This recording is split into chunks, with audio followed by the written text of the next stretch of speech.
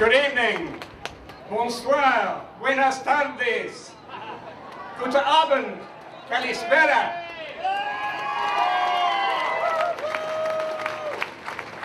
Now, I'm as British, indeed as English, as they come.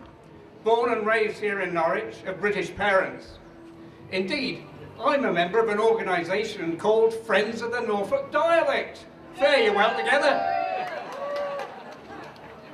But my life was transformed when I was 14 years old by a school exchange with Rouen in France, part of the twinning arrangement which still exists with that city. All of a sudden, the French I was learning at grammar school became real. I began to speak French and later Spanish and became an enthusiastic European. Now,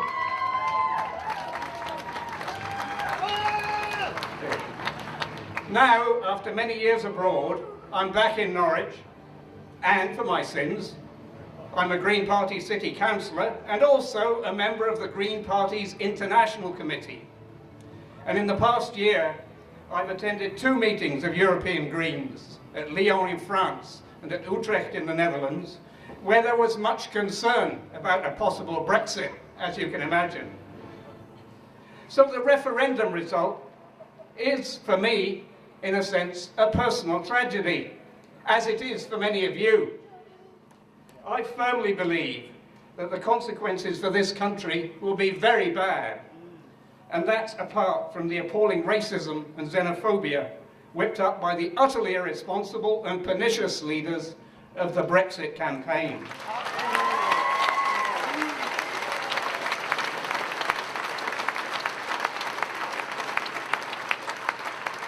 But it's not enough to lament the outcome. We have to understand those who voted leave, and we have to engage with them. Let's face it, the EU is far from perfect. Look what it's done to Greece.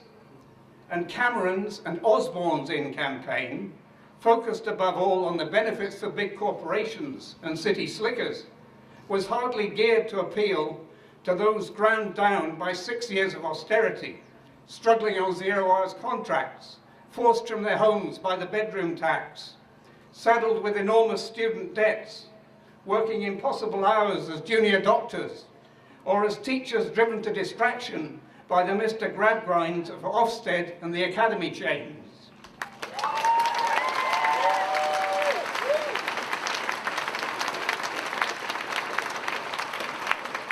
These horrors were not invented by the EU, but by our Tory government. And to have that same Tory government leading the Remain campaign was more of a hindrance than a help. This is why the Green Party is now campaigning for guarantees of free movement, as James said, with no qualifications, workers' rights, environmental protections, and social justice in any Brexit negotiations, for an alliance of progressive parties against the Tories, for solidarity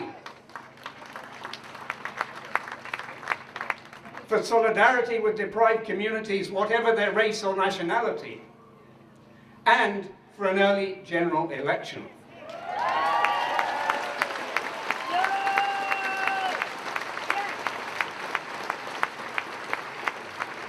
This is also why some of us started a different campaign, a campaign of hope and solidarity called Another Europe is Possible.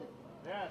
It has a vision of a Europe of social and environmental justice, a more democratic Europe, a people's Europe, and it's supported by the Green Party, by Corbyn Labour, by Open Democracy, and by thousands of people who want to take the best of the EU and build a continental alliance for peace, justice, democracy, and human rights.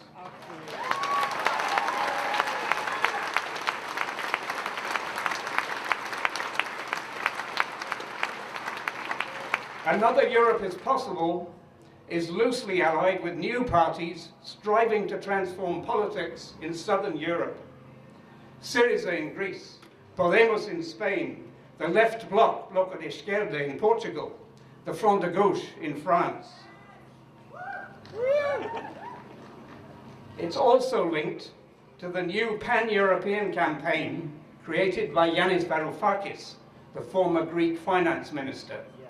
It's called DM25, Democracy in Europe Movement 25.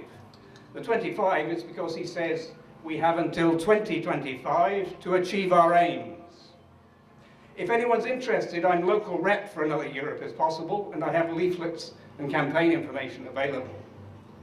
Because we haven't finished. In fact, we're just beginning. And for me, the notion of a second referendum on the terms of Brexit, or why not, if it becomes clear after a few months that public opinion has changed, a second referendum on EU membership as such. The idea is entirely legitimate.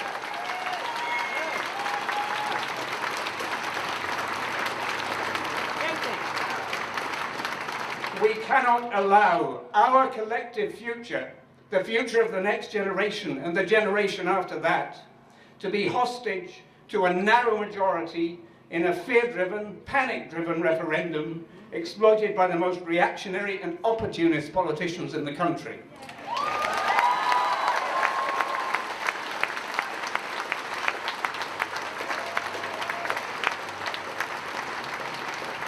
And I want to end on a note of hope.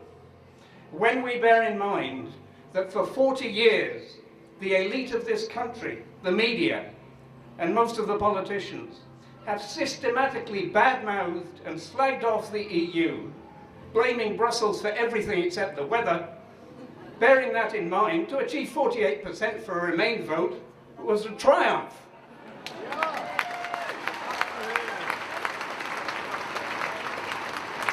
And it shows that in spite of everything, in spite of the Little Englanders and the racists and the hangovers from the empire, this country is changing for the better, and led by its young people, can still have an open, democratic, European and global future.